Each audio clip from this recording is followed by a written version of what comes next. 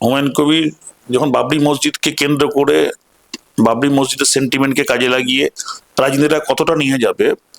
বাবরি মসজিদ যেদিন ওখানে ভিত্তিপ্রস্তর স্থাপন হলো, যে পরিমাণ মুসলিম মানুষের আবেগ ছিল, তার 1 মাস পর যখন বাবরি মসজিদকে গৌণ করে যখন প্রধান রাজনীতিটা তার প্রাধান্য পায়, তখন দেখা যাচ্ছে আস্তে আস্তে সে রাজনীতিটা ফেড হয়ে যাচ্ছে।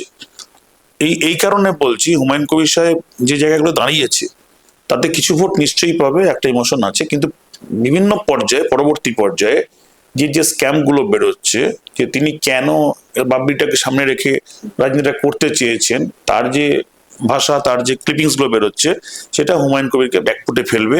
এবং তার পাশাপাশি হুমায়ুন কবিরের সঙ্গে যারা জয়েন করেছিলেন, যারা তার দলের মধ্যে প্রেসিডেন্ট ছিলেন বা যারা আরো ভোট ক্যাচার ছিলেন, তারা হুমায়ুন কবির দল থেকে বেরিয়ে গিয়ে তৃণমূলে জয়েন করেছে। স্বাভাবিকভাবে এটা হুমায়ুন কবিরের পক্ষে খুব একটা স্বাস্থ্যকর হবে না এই পিরিয়ডটা, অর্থাৎ ভোটের আগে এইসব যে স্ক্যান্ডেল লিঙ্ক গুলো।